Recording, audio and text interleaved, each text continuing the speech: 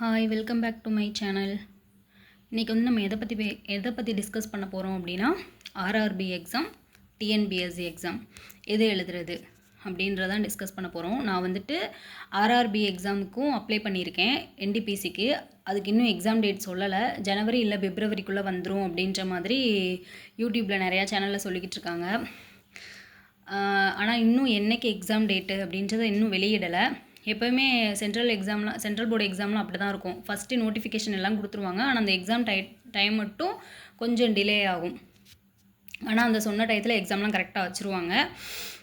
இப்போ நான் என்ன பண்ணுறது அப்படின்னா, டிஎன்பிஎஸ்சி குரூப் 4க்கு படிக்கிறதா இல்லை ஆர்ஆர்பி எக்ஸாமுக்கு படிக்கிறதா, அதுதான் என்னோடய மைண்டில் ஓடிக்கிட்டு இருக்குது. இப்போ ஆர்ஆர்பி எக்ஸாமுக்கு வந்துட்டு என்டிபிசிக்கு நான் அப்ளை பண்ணியிருக்கேன். அது வந்துட்டு ஜனவரி இல்லை பிப்ரவரி இந்த 2 மாதத்தில் வந்துடும். டிஎன்பிஎஸ்சி குரூப் 4 வந்துட்டு ஜூலையில் வரதாக தான் சொல்லியிருக்காங்க. ஸோ ஏற்கனவே இந்த 10 டேஸ் ஸ்டடி பிளானில் வந்துட்டு நான் ஆல்ரெடி தமிழ் ஓரளவுக்கு நான் முடிச்சிட்டேன். இப்போ நம்ம மேக்ஸுக்கும், அதாவது ஆர்ஆர்பி எக்ஸாமுக்கும் டிஎன்பிஎஸ்சிக்கும் எந்த மாதிரி சிலபஸ் இருக்கும் அப்படின்னா, நம்ம டிஎன்பிஎஸ்சி எடுத்துக்கிட்டோம் அப்படின்னா அதுலேயும் மேக்ஸ் உண்டு, ஜிகே உண்டு. ஆர்ஆர்பி எக்ஸாம் எடுத்துக்கிட்டோம் அப்படின்னா மேக்ஸ் உண்டு, ஜிகே உண்டு. ஆனால் டிஎன்பிஎஸ்சி எக்ஸாமில் தமிழ் இருக்கும், ஆர்ஆர்பி எக்ஸாமில் தமிழ் இருக்காது. அது மட்டும்தான் கொஞ்சம் டிஃபர் ஆகும். மற்றபடி ஜிகே வந்துட்டு நம்ம இங்கே என்ன படிக்கிறோமோ அதே தான் அங்கே படிக்கிற மாதிரி இருக்கும். எக்ஸ்ட்ரா வந்துட்டு ஸ்டாட்டிக் ஜிகேன்னு சொல்லிட்டு ஒன்று இருக்கும். அதாவது எந்தெந்த ஸ்டேட்டில் என்னென்ன பண்ணுறாங்க, அங்கே இந்த டேம்ஸ்லாம் எங்கே இருக்குது, அவங்க எந்த மாதிரி இந்த டான்ஸை கொடுத்துட்டு இந்த டான்ஸ் வந்துட்டு எங்கே ஆடுவாங்க, அந்த மாதிரி கொஸ்டின்ஸ் தான் அதுவுமே கொஞ்சம் தான் கேட்பாங்க. மோஸ்ட்லி எல்லாமே நம்ம டிஎன்பிஎஸ்சி எக்ஸாமுக்கு படிக்கிற அதே சிலபஸ் மாதிரி தான் இருக்கும். ரொம்ப டிஃபர் இருக்காது. எக்ஸ்ட்ரா ஒன்று படிப்போம், நம்ம இங்கே தமிழ் படிப்போம், அங்கே தமிழ் கிடையாது. அப்புறம் மேக்ஸுக்கு வந்துட்டு அங்கே அதிகமாக நம்ம எஃபர்ட் போடுற மாதிரி இருக்கும் ஆர்ஆர்பி எக்ஸாமுக்கு வந்துட்டு. ஏன்னா அதில் வந்துட்டு ரீசனிங்கும் அதுக்கப்புறம் ஆப்டிடியூடு அதுக்கு தான் ஃபஸ்ட்டு நம்ம ரொம்ப ப்ரிஃபரன்ஸ் கொடுக்கணும். அதுக்கப்புறம் தான் நம்ம ஜிகேவே படிக்க ஸ்டார்ட் பண்ணணும். இப்போ இது வந்துட்டு ரயில்வே எக்ஸாமுக்கான சிலபஸ்ஸு. நான் ஏற்கனவே வந்துட்டு ரயில்வே எக்ஸாம் எழுதியிருக்கேன், ஆர்ஆர்பி எக்ஸாம் வந்துட்டு எழுதியிருக்கேன். அதில் வந்துட்டு சிபிடி 1 நான் பாஸ் ஆகியிருக்கேன். சிபிடி 2 வந்துட்டு எனக்கு வரல, ஆனால் ஃபஸ்ட்டு பேப்பரில் வந்துட்டு நான் பாஸ் பண்ணிட்டேன். ஸோ இந்த தடவையும் இது அப்போ எடுத்த சிலபஸ் தான்.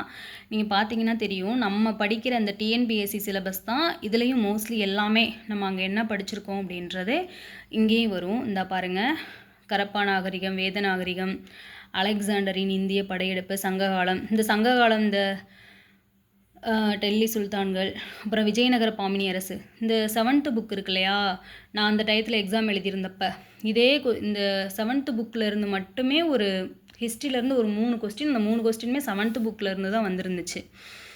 இந்த முகலாய பேரரசு, விஜயநகர பாமினி அரசு, இது ரிலேட்டடாக தான் கொஸ்டின்ஸ் கேட்டிருந்தாங்க. அதுக்கப்புறம் இதுதான் சிலபஸும். நம்ம இங்கே டிஎன்பிஎஸ்சிக்கு என்ன படிக்கிறோமோ அந்த மாதிரி தான் இருக்கும். எக்ஸ்ட்ரா நம்ம படிக்கிறது வந்து அந்த ஸ்டாட்டிக் ஜிகேவாக இருக்கும். அப்புறம் நம்ம புவியியல் எடுத்துக்கிட்டிங்கன்னா இதுவும் அதே மாதிரி தான். நம்ம இங்கே என்ன சிலபஸ் இருக்கோ டிஎன்பிஎஸ்சிக்கு என்ன இருக்கோ அந்த மாதிரி தான் இருக்கும். அதுக்கப்புறம் எக்கனாமிக்ஸ் டிஎன்பிஎஸ்சிக்கு என்ன சிலபஸ் இருக்கோ அதே தான் இங்கேயும் கொடுத்துருப்பாங்க.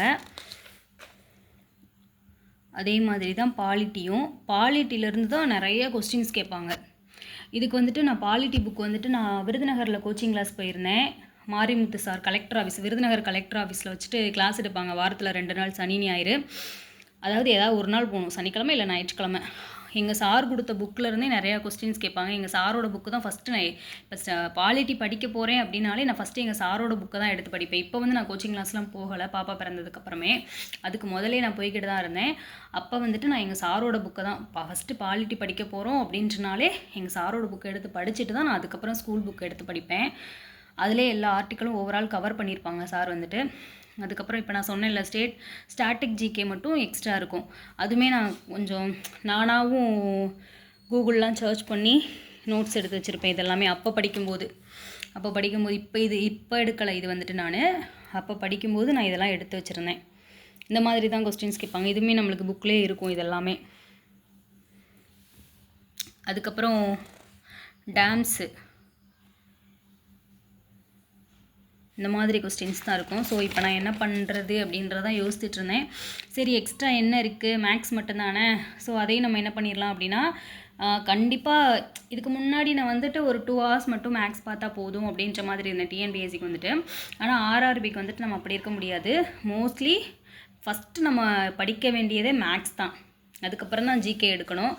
அதனால் நான் என்ன பண்ணலாம் அப்படின்னு நினச்சிட்ருக்கேன் அப்படின்னா, இந்த 10 days ஸ்டடி பிளான் வந்துட்டு முடிஞ்சிருச்சா, அடுத்த டிசம்பர் ஸ்டார்ட் ஆக போகுது. ஸோ நான் தமிழுக்கு வந்துட்டு ஒரு 2 hours ஆனால் கட்டாயம் நான் தமிழும் படித்து தான் ஆகணும். ஏன்னா அடுத்த ஒரு 4 மந்த்லேயும் இப்போ பிப்ரவரியில் இந்த எக்ஸாம் முடிஞ்சிட்டாலும் அடுத்த 4 மாதம்தான் குரூப் 4 வந்துடும். அதனால் ஒரு 2 மணி நேரம் நான் தமிழுக்கும், மிச்சம் இருக்கிற நேரத்தில் வந்துட்டு ஒரு 4 மணி நேரம் 5 மணி நேரம் ஃபுல்லாக நான் மேக்ஸுக்கு தான் செலவு பண்ணணும் அப்படின்ட்டுருக்கேன். அதுக்கப்புறம் அது போக ஜிகே படிக்கணும் அப்படின்ற மாதிரி பிளான் பண்ணியிருக்கேன். ஆனால் நான் ஃபஸ்ட்டு இப்போ பிப்ரவரியில் எக்ஸாம் வரப்போகுது இல்லையா, அதனால் ஆர்ஆர்பிக்கு தான் மோஸ்ட்லி நான் வந்துட்டு இம்பார்ட்டன்ஸ் கொடுக்கலாம் அப்படின்னு நினைக்கிறேன். ஏன்னா ஏற்கனவே ஒரு தடவை நான் எழுதி பாஸ் பண்ணியிருக்கேன். செகண்ட் பேப்பர் வரல எனக்கு, ஆனால் ஃபஸ்ட் பேப்பர் வந்துச்சு. ஸோ இந்த தடவை எழுதுனா நல்லா இருக்குமே அப்படின்னு எனக்குள்ளே தோணிக்கிட்டு இருக்கு. அதனால் நான் எழுதி பார்க்கலாம் அப்படின்ற ஒரு ஐடியாவில் இருக்கேன். ஸோ ஒரு 4 மணி நேரம் 5 மணி நேரம் ஃபுல்லாக இன்னும் நான் பார்க்க போகிறது வந்துட்டு மேக்ஸ் தான் பார்க்க போகிறேன். ஆனால் ஒரு 2 hours வந்துட்டு தமிழுக்கும் ஸ்பெண்ட் பண்ண போகிறேன். அதுக்கப்புறம் ஜிகேவுமே கேட்பாங்க. நம்ம டிஎன்பிஎஸ்சிக்கும் படிக்கிறதும் ஆர்ஆர்பி படிக்கிறதும் ரெண்டும் ஒன்றா தான் இருக்கும். இந்த சயின்ஸ் கொஸ்டின்ஸ் மட்டும்தான் சென்ட்ரல் போர்டு எக்ஸாம் பேப்பர் மாதிரி இருக்கும். ஸோ சயின்ஸ் மட்டும் நான் எப்படி படிக்கிறதுன்னு பார்த்துட்டு அதுக்கப்புறம் படிக்க ஆரம்பிக்கணும். ஆனால் ஃபஸ்ட்டு ஜிகேயில் வந்துட்டு பாலிட்டி தான் படிக்கணும். பாலிட்டியிலேருந்து ஒரு 10 கொஸ்டினுக்கு குறையாமல் கேட்பாங்க ரயில்வே எக்ஸாம் பொறுத்த மட்டுக்கும். அப்புறம் ஹிஸ்ட்ரியில் வந்துட்டு 3-4 கொஸ்டின் கேட்பாங்க. அதனால் ஃபஸ்ட்டு நம்ம மேக்ஸும் பாலிட்டிக்கும் இம்பார்ட்டன்ட் கொடுக்கணும். அங்கே வந்துட்டு ஐஎன்எம் வராது. ஆர்ஆர்பி எக்ஸாமில் வந்துட்டு ஐஎன்எம்லாம் கிடையாது. ஸோ அதெல்லாம் கேட்க மாட்டாங்க. அதெல்லாம் நான் வந்துட்டு பிப்ரவரிக்கு அப்புறமா படிக்கலாம் அப்படின்ற ஒரு பிளானில் இருக்கேன். நம்மளுக்கு டிஎன்பிஎஸ்சிக்கு வந்துட்டு அதெல்லாம் உண்டு. ஆனால் ஆர்ஆர்பிக்கு வந்துட்டு அது கிடையாது. இப்போ ஆர்ஆர்பிக்கு என்ன தேவை அப்படின்னா மேக்ஸு என்ன தேவை அப்படின்றத பார்த்து படிக்கலாம் அப்படின்ற ஒரு முடிவில் இருக்கேன். இப்போ நான் படிக்க போகிறது வந்துட்டு ஃபுல்லாக ஆர்ஆர்பிக்கு மட்டும்தான்.